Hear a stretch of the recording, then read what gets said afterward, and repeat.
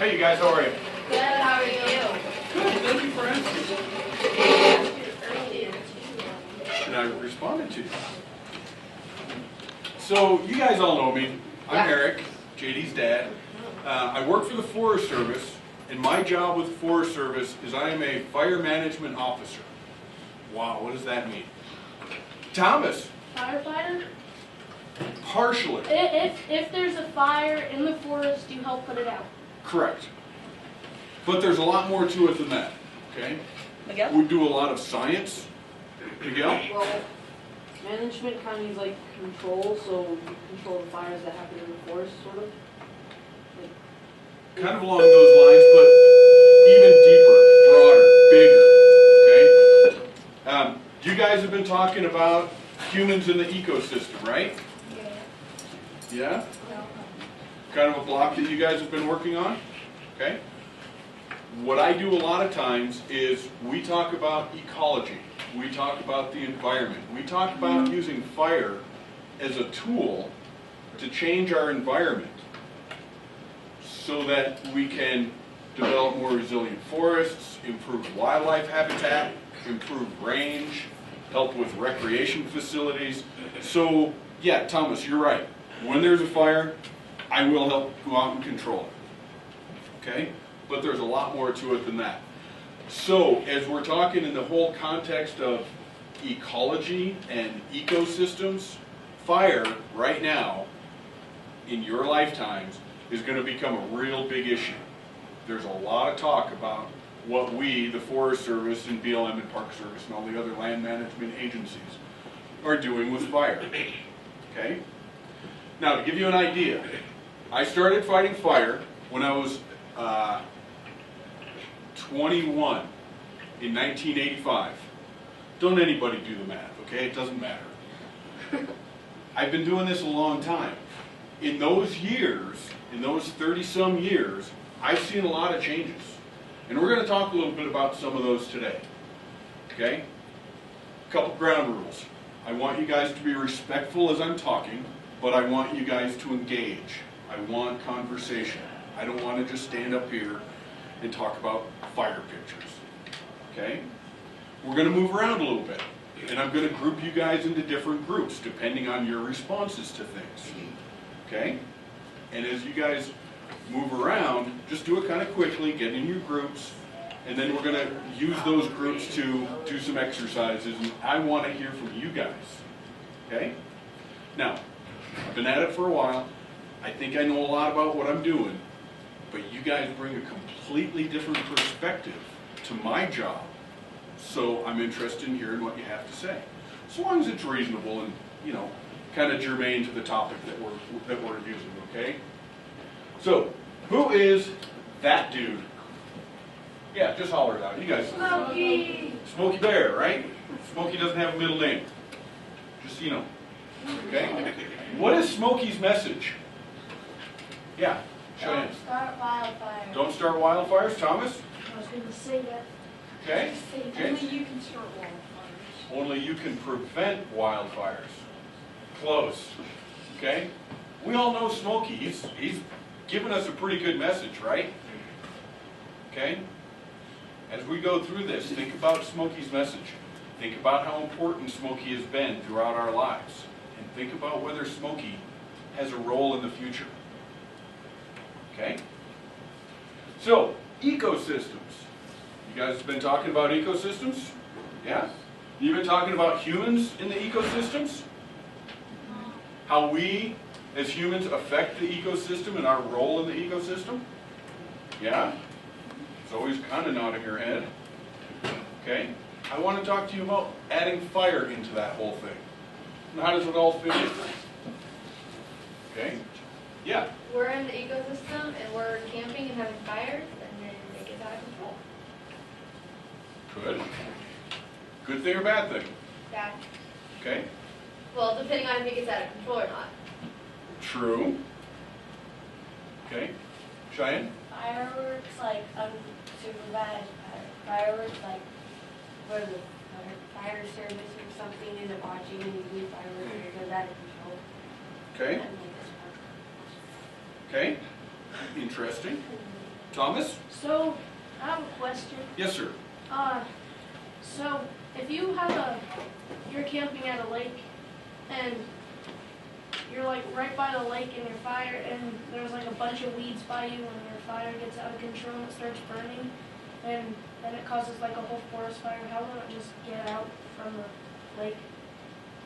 Because that's kind of what happened with the river, didn't it? It kind of jumped the river. Which river do you mean? San Miguel. This fire down here? Yeah, that was a wind-driven event, so the wind blew it across the river. But how can the river put it out? The river doesn't really put it out. If the fire burns up to the edge of the river, there's no more fuel, there's no more material for the fire to burn if it burns up against the edge of a lake or up against the edge of a river. So the fire goes out because there's nothing more for it to burn. Okay? So, question for you guys. All right? For a long time, fire was identified as bad. Wildfire was bad. Okay? What I want you guys to do is think about a variety of topics, a variety of situations. Okay? Things like timber and recreation, lakes, rivers, trails, campgrounds, okay. Soil, the stuff plants grow in, water, groundwater, rivers, streams, birds, bugs. Bugs are kind of important. I know they're small and they're creepy and crawly and gross a lot of people out. Bugs are important. How about wildlife? Deer, elk, bear, birds. Range. Range is the grasses and the rangelands that cattle are grazed on. Land values. Think about land values. And what I mean by that is, if you've got a house up on the hillside and it's surrounded by trees and you can't see your neighbors, and a fire comes through, and I'm thinking very specifically about the big fires that happened down on the Front Range last summer, and then all of the trees are scorched, burned, perhaps dead, what happens to your land value? Okay? Social aspects. And forest health. And I know that you guys talked to Nicole, so I understand you know what is meant by forest health, right? Take just a minute and think to yourselves, based on all of these criteria, okay, do you think fire is good or bad? Hold tight, think about it. Just give it some thought. This is an important one, you guys. We're going to move the rest of the morning's class based on this. I don't want to hear your answers. Okay? Everybody stand up, please.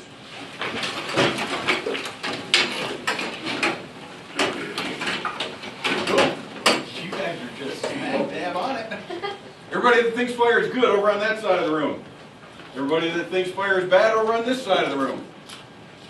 What If you think it's good, that way. If you think it's bad, that way. Can there be an in-between? An in-between? Yeah.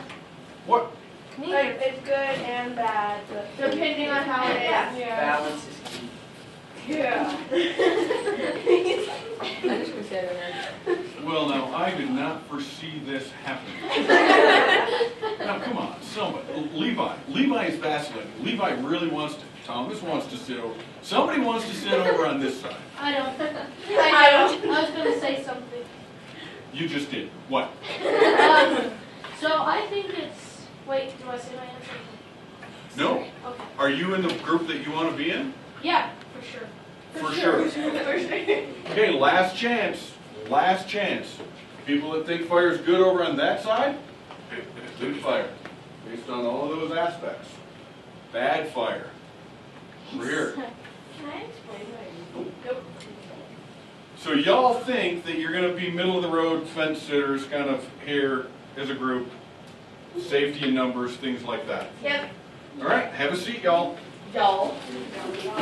Attaboy. Give me some skin. Way to hold strong. Whoa, wait, no. I want you sitting not in your seats, but in the part of the classroom that you chose. Okay,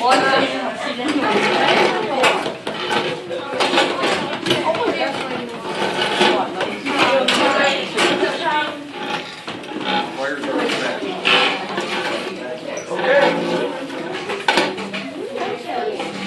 Okay, so we've got a whole bunch of fence sitters that think fire could be good or bad, or maybe not really bad or good. It really depends. Okay, we'll get around to that. And one that's just solid, fire is bad. Okay? Now, wait a minute, you guys. Look, you know how bold he is to be sitting over there by himself? I applaud him. Nice job. Okay? Here's the other thing, you guys. No right or wrong answers in here. No right or wrong. Okay? He's holding to his conviction. I'm proud of that. You guys aren't right because you're sitting in a group. He's not wrong because he's sitting by himself. Let's talk our way through this. Here's a little history for you. Okay? Fire. Fire in early settlements. Think all the way back to well before you guys were born, late 1700s. What was going on in this great nation of ours in the late 1700s? Cheyenne? Is there a drought? I'm thinking more world history kind of Oh, never mind. country history. Yes, sir? Like, when the first 13 colonies went, right? A little, yeah, we're talking a little bit after that, but we're in that time period, yes? It's like the U.S. being settled. It's like there was people were settling everywhere. Yeah, people were settling. We were having a lot of settlement, mainly in the eastern part of our country at that point in time, right? Yes. Well, where were they beginning to move? Here. They were moving west.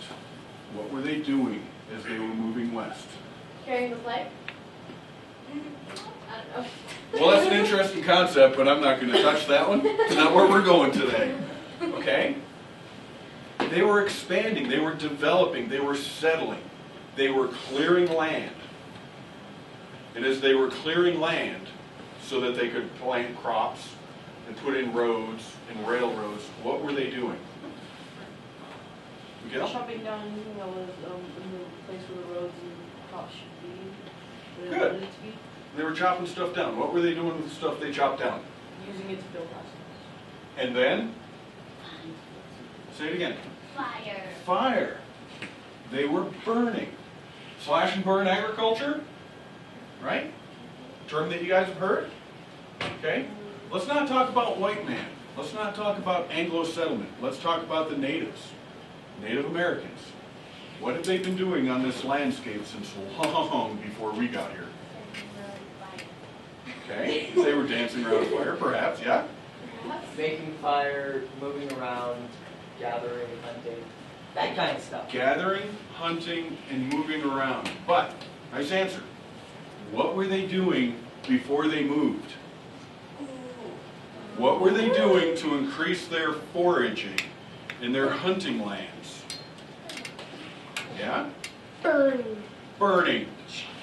He's caught on to the topic of this conversation. They were burning. Okay? Burning. They would light their lands on fire, and you know what? They weren't pyros. They weren't pyromaniacs. They knew what they were doing. They would light their lands on fire and then move to their next camp, their next area. And a year later, as their cycle changed and the weather changed and the seasons changed, they came back to the area that they had burned. Okay? And you know what they found? Ash. Less trees, ash, new young vibrant plants that brought animals and berries. Okay? They were burning all the time. It was really quite cool. Now, how do we know that? I wasn't around in those days. How do we know that? Callie? Journal? Journals, good. Cal? Different kind of hints from trees and stuff. Like we're Okay, around and stuff like that. good. Trees, yeah. Alex? History His- books? History books. History of who? Who's writing the books? The Native Americans. They're passing them down. Not necessarily books, but stories. Yeah. Okay? So, we had the Anglos moving across the country, burning. We had the Native Americans, been here for a long time, burning. And then all of a sudden, things started to change. 1910, a really, really big event. Okay, now we just bumped forward a lot of years. 1910, yeah, sorry, time warp. Okay, people are living in Idaho, they're living in Montana, they're living in California and Washington. They're living in these small towns, and these small towns are all made of wood. They're built with wood. And they're built right up inside the trees. They open up just enough space that they can put in a railroad or a road and a town. Okay? I have a question before we move on. Please. So like, did they burn their stuff so nobody else could have it? Like, before they moved? Did they like burn it so that nobody else would go take their stuff? No, they weren't burning their stuff. They were burning the forest. Okay? And they were burning the grasslands. Anybody driven through like Kansas, Oklahoma, Nebraska? Okay? What do you see out there on the side of the roads? Miles and miles and miles of grass. Okay? Looks like nothing to us. But to the Plains Indians, it was their livelihood. It was how they made their living. Buffalo, elk, deer, rabbits, fox. Okay? They needed all of those things to hunt, to live, to sustain. But if the grass was bad, or the grass didn't grow, or it didn't grow rich and green and vibrant, the buffalo wouldn't come around to eat it. So as the Native Americans were moving from the plains up into more northern climates and a little cooler country, they would light the grass on fire and walk away. So it's partially a good thing. Okay? Is that what you're saying? So it's what? Partially a good thing for the animals to come. Okay? First, yeah. Okay? 1910. In Montana and Idaho, they had a fire that burned, I think it was 12 or 13 towns, cities, small communities, gone. 186 people died. Okay? Thousands of millions of acres. Most of Montana and most of Idaho, the southern part of Idaho, in one summer. Actually, the whole event took about 3 days, and the fire burned most of the summer. But in 3 days, most of Montana and most of southern Idaho burned. Okay? What do you think the people in Washington, D.C., the president, the Congress, the foresters said about that? Oh. They said it was bad. Fire was bad. Because it killed people. Because it burned towns. Because it burned trees. And trees were a commodity. Trees were something that the government wanted to grow. Right? Do we still want them to grow? Sure we do. Does the government? There's people in my that I work with that try to grow trees and cut them down and sell them. What kind of house do you live in? Do you live in a house that was made out of wood? Yeah.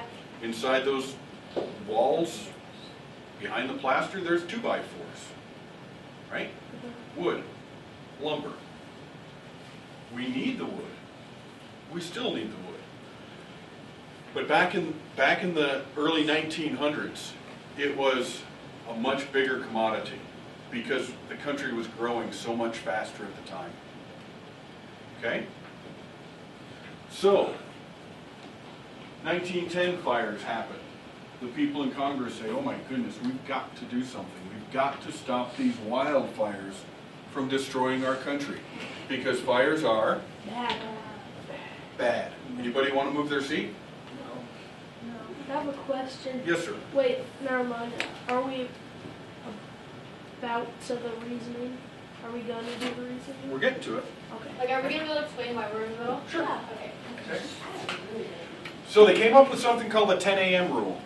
That rule said that when there was a wildfire, guys in my position had to do anything that was physically capable of doing to put that fire out by 10 a.m. the following day. Okay? You know what it allowed us to do? It allowed us to come into schools and take out all the able-bodied young men, like you guys. It allowed us to go to factories and shut factories down and take out all the able-bodied men working in the factory. It allowed me to go to bars and take people from bars that might not have been in such good condition and take them out onto the fire line with me. So guys in my position back in the 1910s were driving through town with a big old truck, and they'd go to the bar and they'd say, you, and you, come with me, get in my truck. You're going to get $2 a day, and you're going to fight this fire. And then we'd go to the factory, and we'd go to the schools, and we were actually conscripting people to put out fires. Okay? And guess what? It worked. It worked. We got really good at it, Thomas. Really good at it.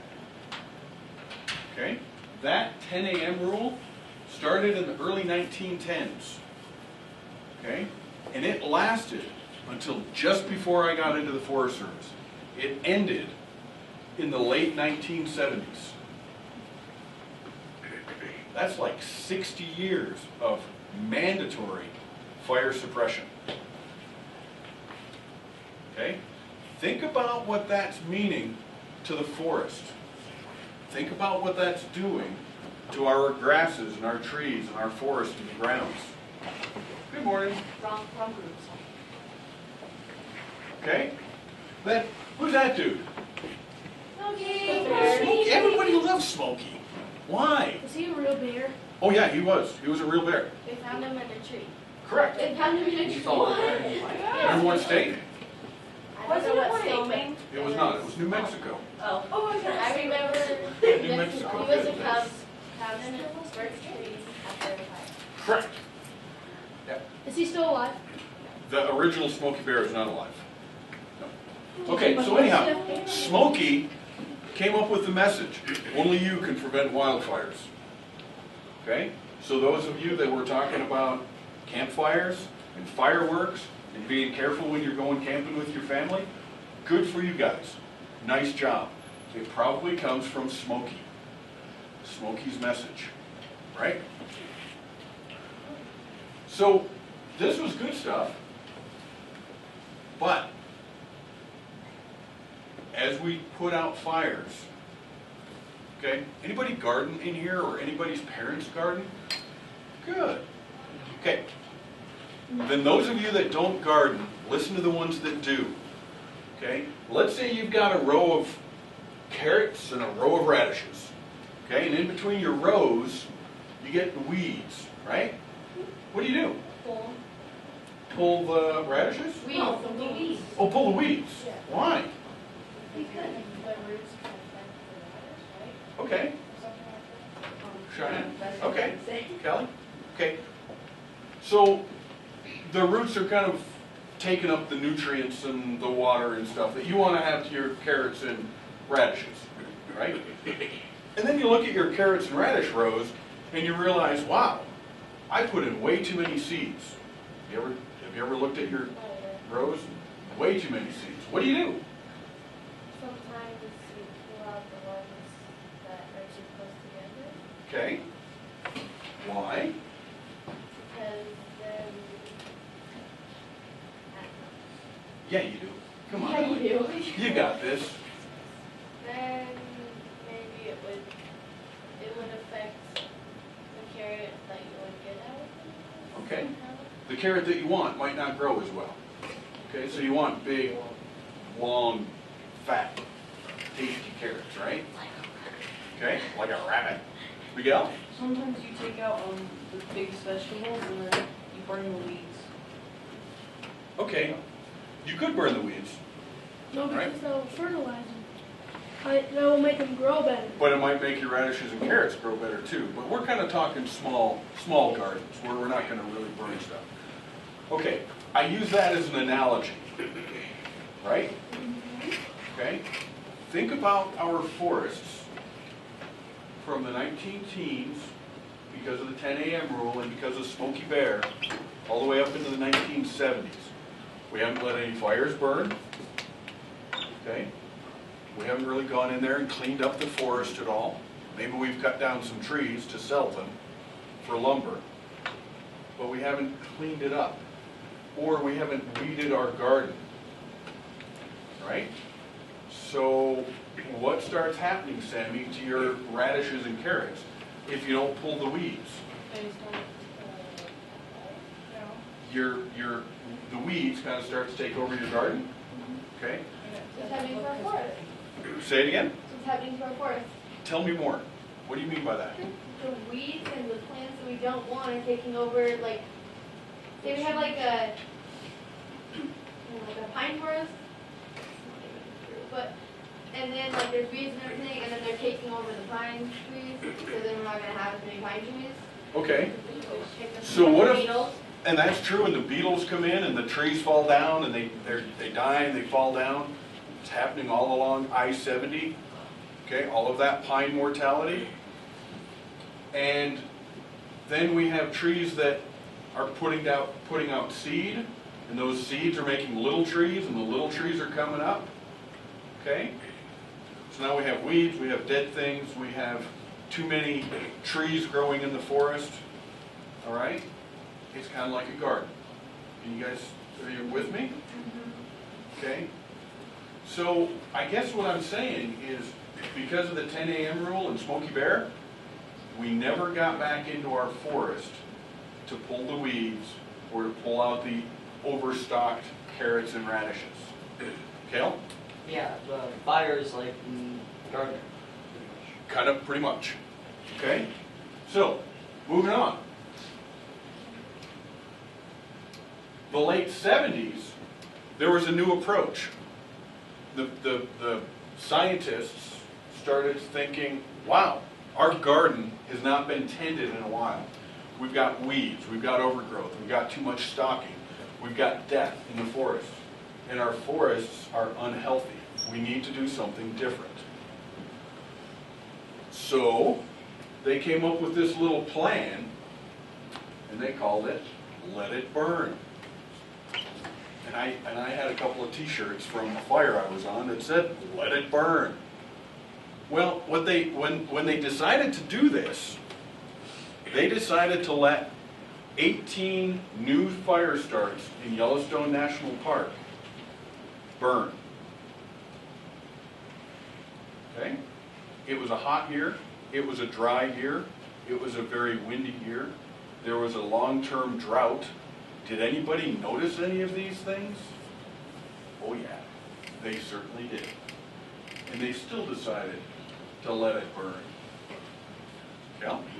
I just noticed that poster. Hey, look at that. Yes. Cool. Okay. Yellowstone fires were huge. Like 1.5 million acres between Wyoming and southern Montana. It was huge. All 18 of those starts grew together. Actually, there was about 180 starts, but 18 of them became larger fires. It grew together. Okay? I was on that fire. I went to that fire 3 different times for 3 weeks each time. Okay? So the Park Service Three people... different times? Pardon me? 3 different times? 3 different times for 3 weeks each time. Okay? The Park Service really wanted to try to make this work. This let it burn. Let fire do its natural thing. The Forest Service hadn't caught up to that concept yet, and they were really trying to put it out. Unfortunately, when the fire moved from the park onto the Forest Service wanted to put it out. Park Service wanted to let it burn. For me, as an early young firefighter, we didn't know what to do. We didn't know whether we were supposed to put it out or let it burn, whether we were supposed to put line around it or put more fire to it. We had no clue. Okay? A lot of confusion. So yeah, it was a new approach, but was it a better approach? And because it was hot and dry and droughty, the question remained, was this the right time and the right place to let fire burn? Okay, show of hands. Who's been to Yellowstone National Park? One person. Nice, Cheyenne. Okay, atta girl, way to represent. Okay, what did you notice? When were you there, Cheyenne? A few years ago, Okay. Do you remember much of that trip? I remember a bull elk almost attacked us. Okay. That it seemed like all burned, like dark colored instead of like green and pretty. Like some of the trees were darker. Okay. And they So let's see should've- here, 5 years ago, or when you were 5. They just seemed darker. Okay. 5 years ago. Okay. Ellie? Actually, just a few days ago, I watched a document about Yellowstone. Yeah. They showed a picture from above, and there's just patches, like it's all green, except then there's this brown patch, brown patch, brown patch, brown patch. And then also there's another part that because you said about seeds, Uh-huh. and there was a part where a guy was going through a burnt part, and there was a bunch of new seeds that he kept on finding seeds. And then it showed a video of when the tree burns, the pine cones open up from the heat and let out the seeds. Correct.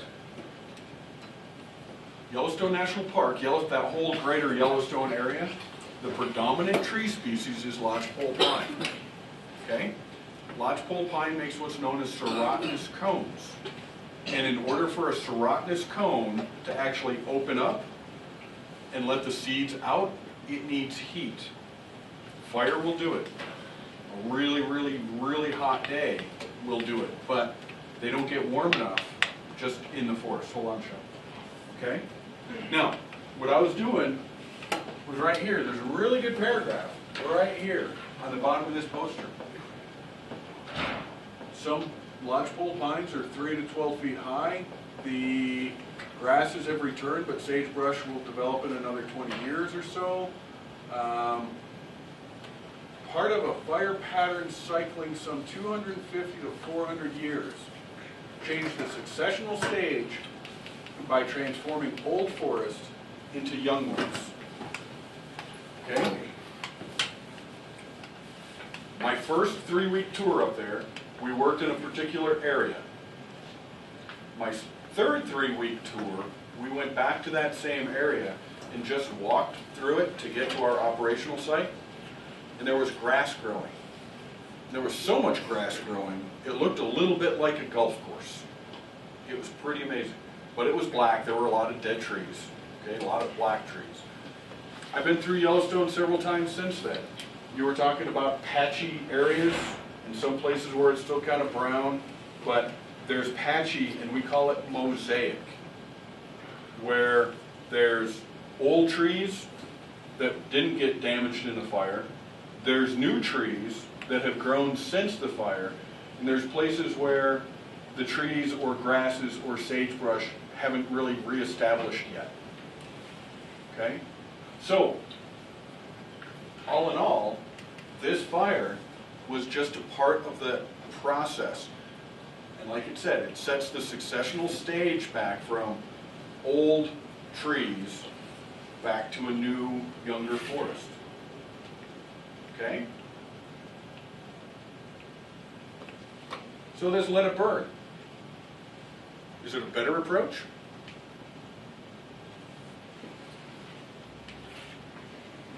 James is nodding vigorously.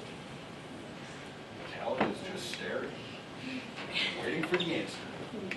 Are you waiting for us to answer? I'm just asking a question. Nope.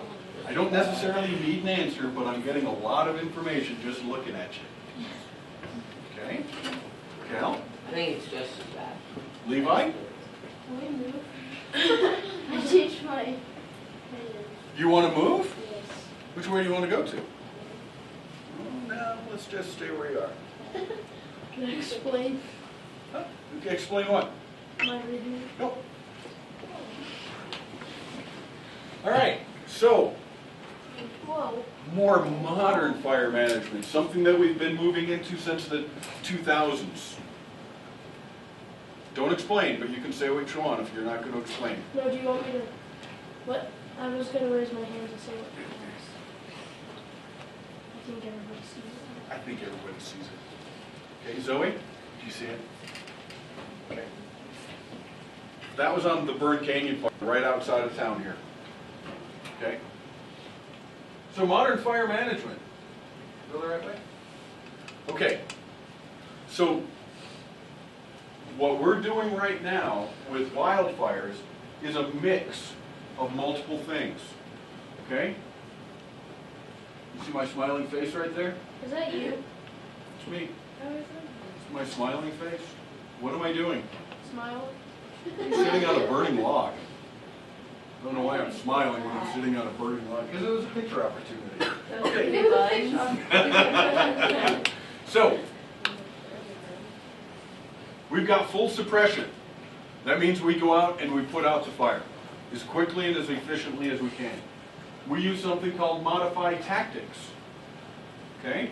We're still trying to put out the fire, but we're not going right to it to put it out.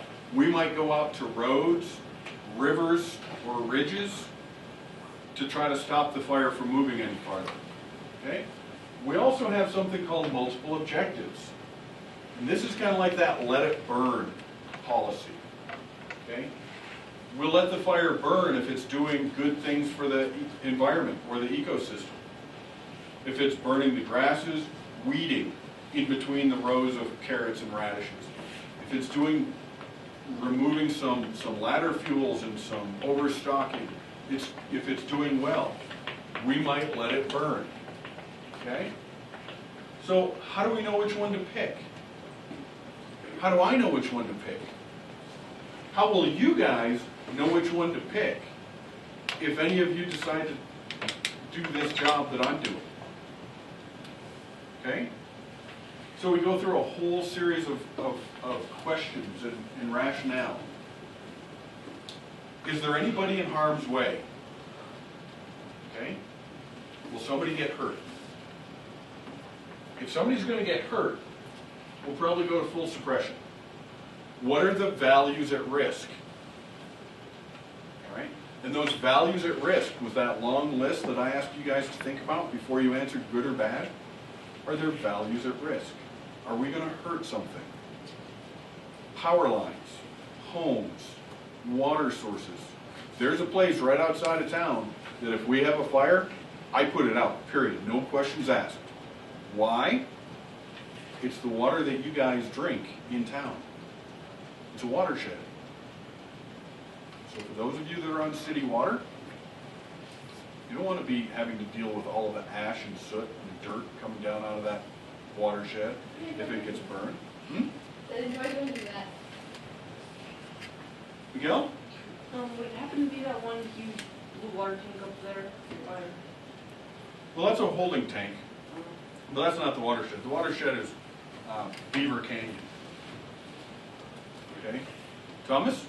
So I don't really think this is that important of a question, but do you I don't know why I'm asking this, but what hose do you use? Sometimes we don't use water at all, Thomas. Like dirt? No, not always. What do you use? 1.5 inch, 1 inch, or 3/4 inch. Depends on the situation. What do you use when you're using the hose? A shovel. Shovel, hand tools, fire. That thing? Okay. I think it's called a rhino. All right. Another thing that we can do is prescribed fire. We actually put fire on the ground under very controlled circumstances in very defined places to let fire burn the fuels that's on the ground. So you can see what Luke is doing here. He's actually using that little can and he's putting fire on the ground behind him. And you can see how this whole area behind him is on fire. Is it like a tiny flame? No, it's more like a tiny flame dripper. Okay? Now, you guys have talked to Nicole.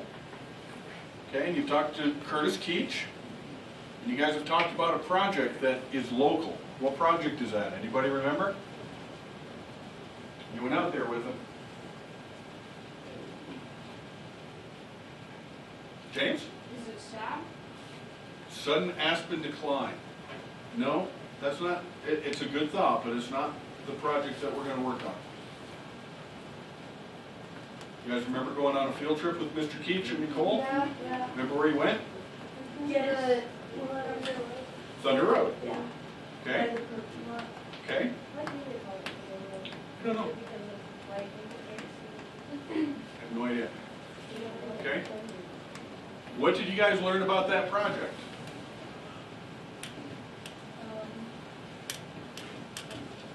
You don't remember it. I'm going to go back and tell Mr. Keach that y'all didn't pay any attention to him. No, I know what he was talking about, I just don't remember the name. Tell me, Kelly, tell me what he was talking about. He was saying like, how they're thinking about going in and burning, because there's like trees that aren't supposed to be in there, because it's like,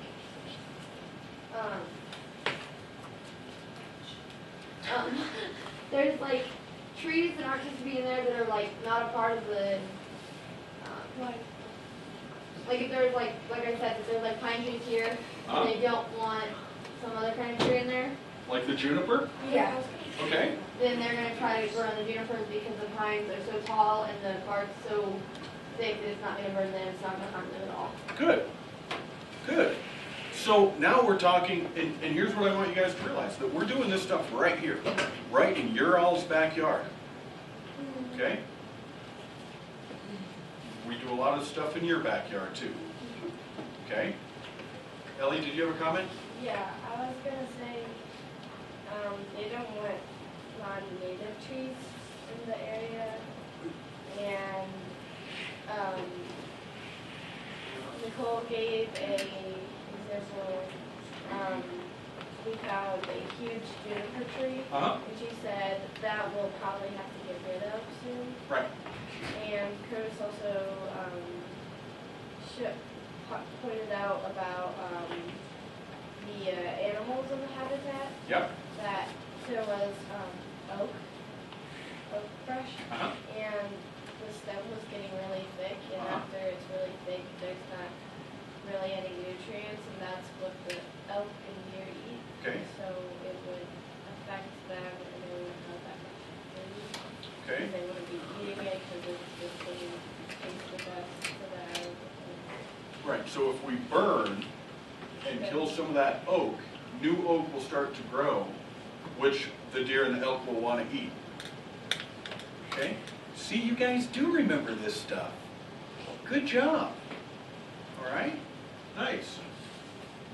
So, you know, this is kind of how we tie this all together. And for me, I want to help Nicole and Curtis do what they need to do. So to me, fire is just a tool. Okay? It's not a good tool or a bad tool. But I can use it to achieve an objective out in the landscape. Yeah? Okay. So, having talked about that and given some thought to that, here's what I need you guys to do. Let's have you guys in this group work together. Zoe, I don't care which group you go with. Okay? I'm going to go over and work with you. And you guys work as a group. All right? And because you guys think that fire is good and bad, or maybe neither, I want you guys to be able to answer this question. And we're just going to take a couple of minutes here. Just answer this question based on your perceptions of fire. Okay? So, in the ecosystem or the world globe, think about some challenges that we have to fire management right now. And base it on your perceptions of whether fire is good or bad. Am I clear? You guys know what I'm going to ask of you? Okay? So just a couple of minutes, and then I'll ask you guys to tell me what you're thinking. All right?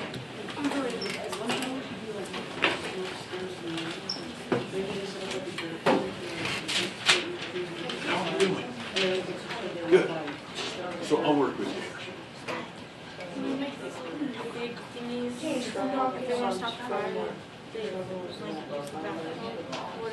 Yeah, so if you think fire is bad, what are things that are going on in the world? What are going to be some challenges in the future to fire management, which will make it even worse? Maybe it rains, drought. Drought, yeah. What's the bigger word?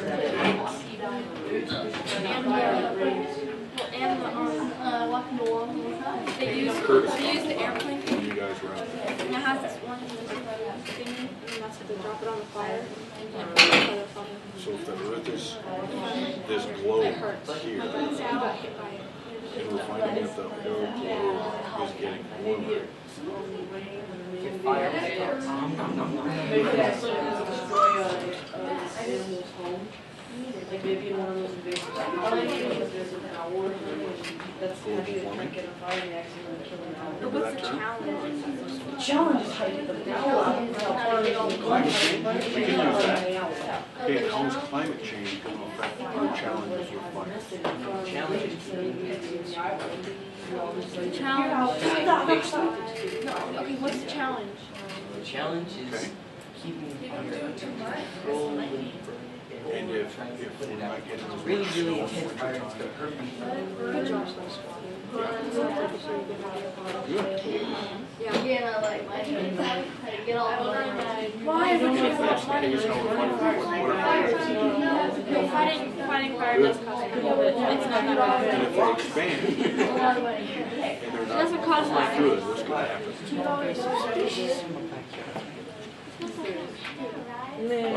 No, 50, well. Okay.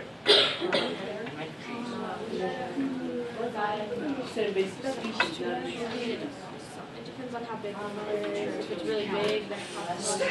If it's just a small fire, another challenge to be prepared for what's yours? Keeping the fire cool. And when it gets really big, we can maybe uncertain, maybe the wind kicks in when you're Are you still sitting on the right table? fire at a river with the wind. So they try to be like, That's why if it's a plan, they're gonna have to check the weather. I don't think they're gonna fight a fire right now. yeah, but I said unexpected wind. How are you guys doing? good. Let it go or let it burn. Okay,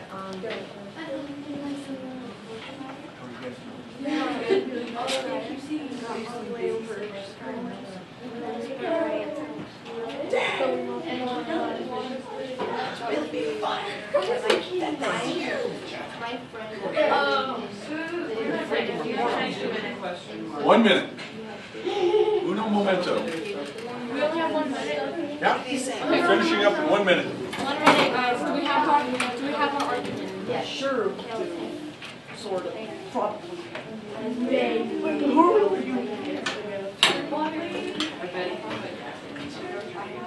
Okay, so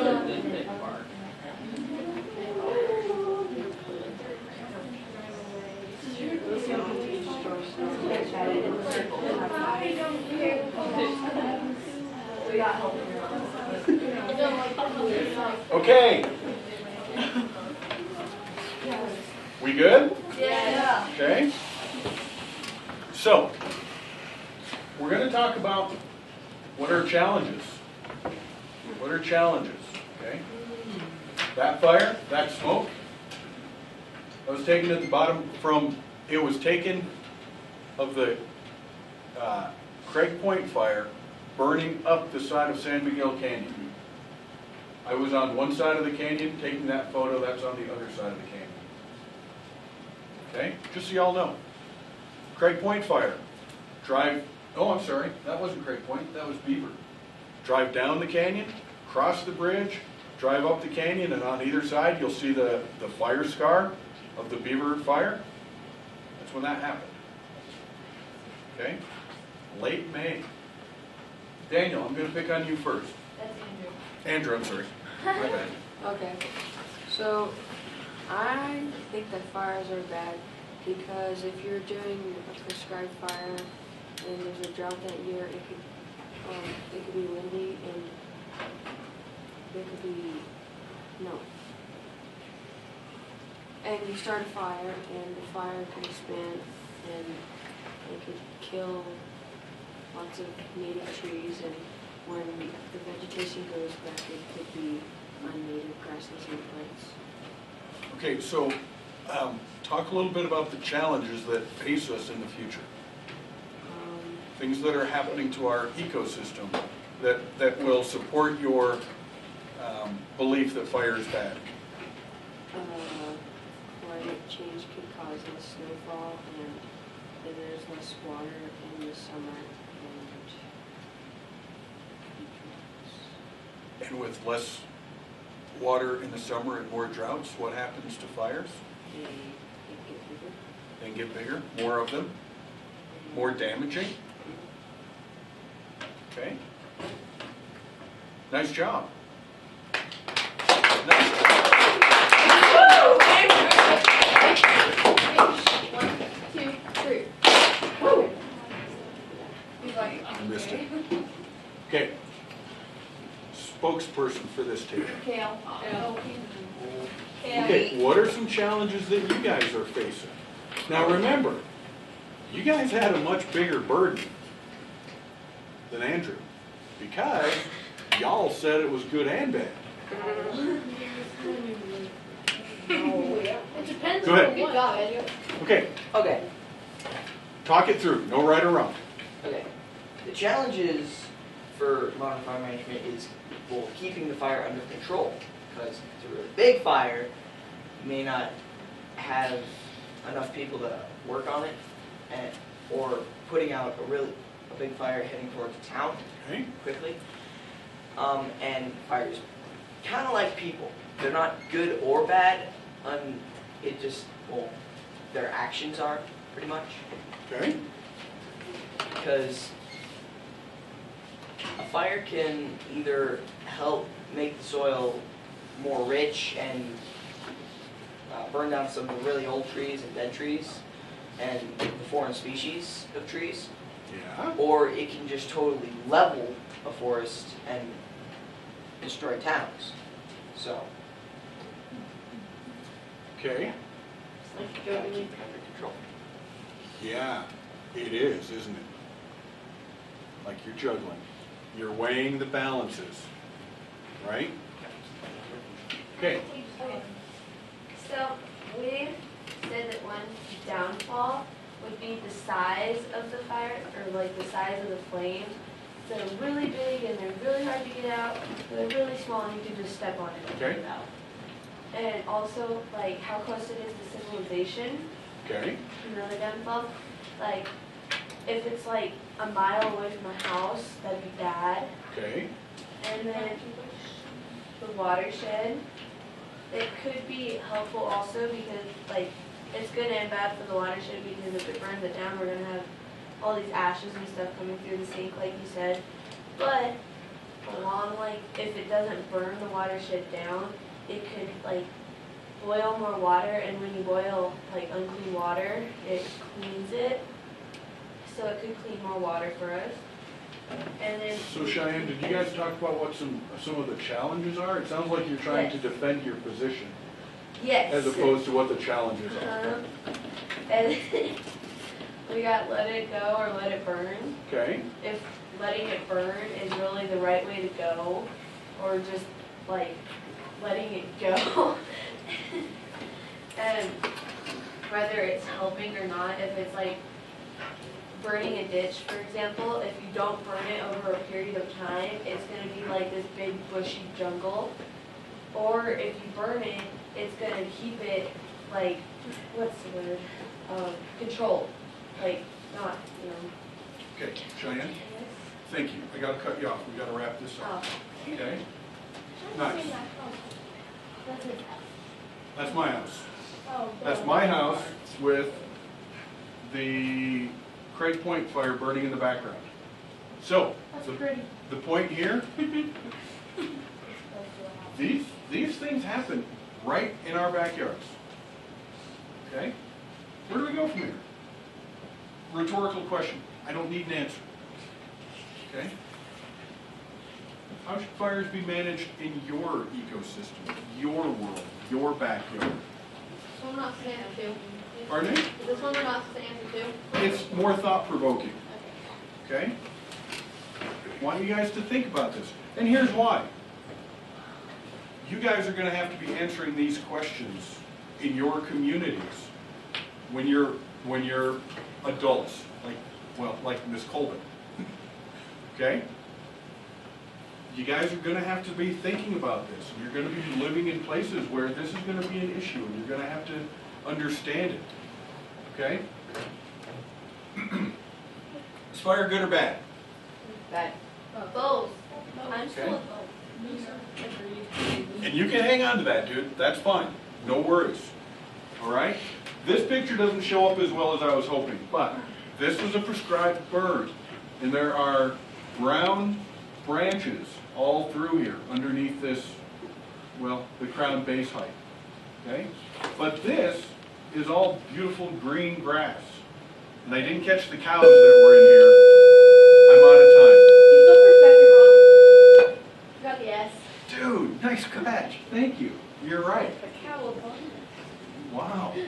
All right, everybody, one clap for Cal. Ready? 1, 2, 3. Yeah. Thank you for catching that. Okay? Our class is good at that. It's neither right nor wrong, you guys. It just is. The effects of fire can be bad. Homes, death, okay? Burning down values at risk. I don't dispute what Andrew's point is. Okay? But fire can be good from the standpoint that it rejuvenates your forest. It creates a new mosaic. Okay? But you can have parts of a fire that are really bad, parts of a fire that are really good. All right? So when I go to work every day, this is all I do. What am I going to do with this fire? On this hand, but on this hand, huh? Juggling.